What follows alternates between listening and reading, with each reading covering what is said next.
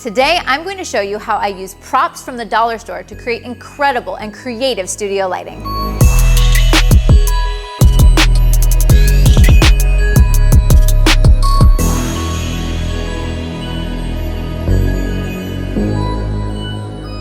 Hey everybody, Lindsay Adler here, and if you know my work, you know that I love playing with shadows. I love playing with texture and unusual lighting.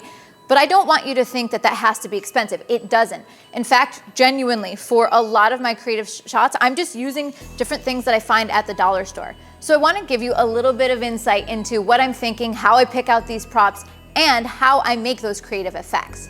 All right, so first of all, when I go to the dollar store or when I go shopping to a prop store, wherever it may be, I'm looking for something that allows light to pass through it, something that would make an interesting shadow. So maybe it has holes in it, or maybe it's something that's somewhat translucent and would let light pass through.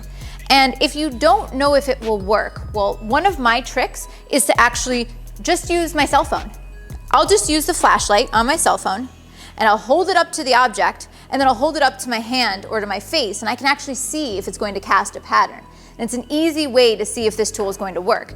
But what's great about the dollar store is if it doesn't, it was only a $1 investment, so no big deal. But I want to show you some of the things that I use frequently.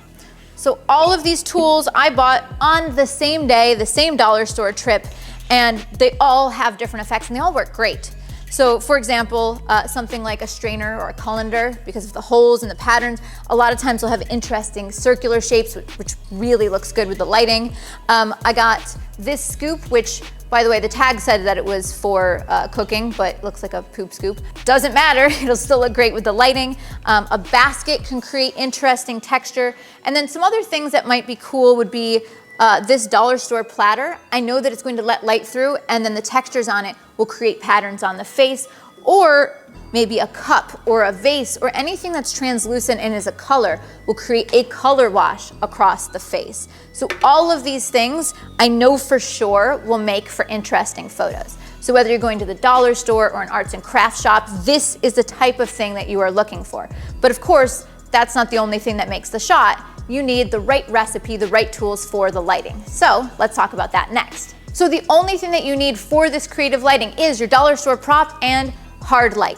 And it could be hard light that's natural light or artificial light. So if you are looking for the easiest, the cheapest, the hardest light possible, well, that's the sun. The sun is going to create super crisp light, really, really hard. And all you have to do is pop one of these props in front of your subject and it will give you that beautiful texture. But what happens if you want to recreate that effect in the studio? How do you do that? All right, so creating hard light is really important because when you cast a shadow onto your subject with hard light, it gives you a really defined shadow edge. Something like light on an overcast day or a softbox. The whole point of that soft light is that the shadow edge is gradual, it's soft, and that's the opposite of what we need here. So to create hard light in the studio, you need a small light source or a light source really, really far away. So for example, to make a light source small, often it would just be the bare bulb, no modifier at all.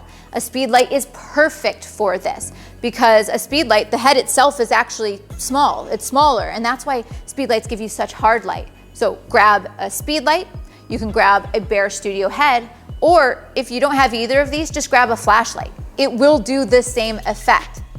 Now what I'm going to do today is I'm going to be using a studio strobe. I'm going to be using a Profoto D2. What I'm going to do with that D2 is I'm going to take that and I'm going to move it far away from my subject. One of the rules of lighting is the further that light source is from the subject, the harder the light, and so this allows me to have even more definition to my shadows. Now I already said you want your light source to be small, and one of the ways to do this is to have no modifier at all, a bare head. But I made one little modification. My strobe today has a silver reflector, a zoom reflector on it. Now that's not changing the quality of light or making it softer or harder or anything like that. The reason we have that modifier is to slightly control the spread of light. Because if you have a bare head and it's far away from your subject, well, what happens? That light goes everywhere. It bounces off the walls, off the ceiling, off the floor, and it doesn't give you as much control. So adding that zoom reflector, it just controls the spill a little bit. If I wanted that light to be even more focused, even more controlled, basically get rid of the spill of light, instead of just having a zoom reflector, I would add a grid. And that would give me even more control over that spill. All right, so what we've done is we've got our hard light source. We've got our strobe with a zoom reflector, and we've moved it far away from the subject. And now it's time to add the prop. But guess what? There's actually a trick to make this work. All right, Benny, so can you bring that in and bring it nice and close to the subject? And perfect. So you can see those really defined shadows in the face, and it makes for an interesting shot already. But actually, it's just a little bit more complicated than that. So here's one of the things to make this effect work. You need to keep that prop really close to the subject, because the closer it is to the subject, the more defined the shadow edges will be. Now, if, for example, I back up the strainer just a little bit from the subject, can you back it up like a foot or so? Okay, something there. What happens is the further away that is from the subject, all of a sudden those shadow edges become soft. They become diffused. They're not quite as crisp. And so if you watch me shoot, you'll see that regularly the prop that I'm using, it's a couple of inches from the face. My crops are super tight for that reason. I'm trying to exclude having the prop in this scene. So keep that in mind. You need your hard light source, you need it far away from the subject, and then you need to have your prop really close to the subject. That is the magic combination that gives you creative lighting using something like a strainer. All right, so let's actually grab a couple shots, and right now I'm using a Canon R5 and the RF 70-200. Now, the reason I selected this combo is the 70-200 is going to be great for the really tight crops that I need to get. Remember, I said everything is super tight, so I'll likely be shooting closer to 200 millimeters. All right, so bring it nice and close, maybe back up just a smidge. Perfect, so right now I'm at 200 millimeters, and put it all the way on her face. Now, the shadows that are resulting on her face, I mean, it almost looks like the details of a feather or sequins or something like that, and it's super interesting. Now, one of the things that you run into is that in color, there's a little bit of a red hue across the image. And of course, that's because the prop is red, and so you're getting a little bit of light bouncing around. And so for that reason, I'm shooting this image in black and white. But sometimes I actually shoot in color on purpose because the color that is coming through the light creates an interesting effect. So if I want a wash of blue, then something like this vase would be perfect.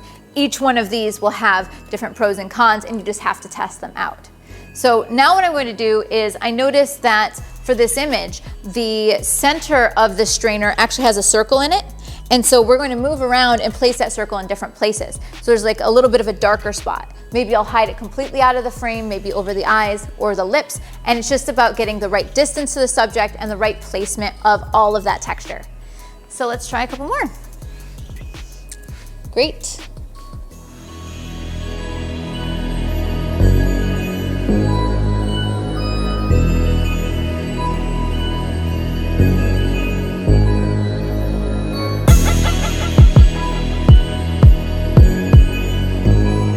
I think that the resulting image looks like I'm using some kind of interesting spot projector texture, something on the face, but it's nothing more than hard light and a strainer.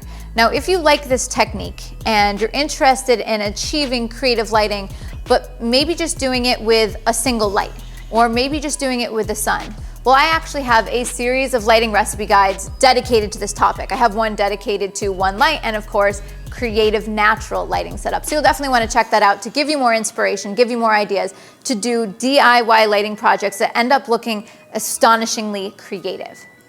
Now, if you'd like to see the gear that I used in the making of this video, be sure to check out the links in the description below and visit Adorama.com. And of course, be sure to like and subscribe because I have a lot more tutorials just like these coming your way. See you next time.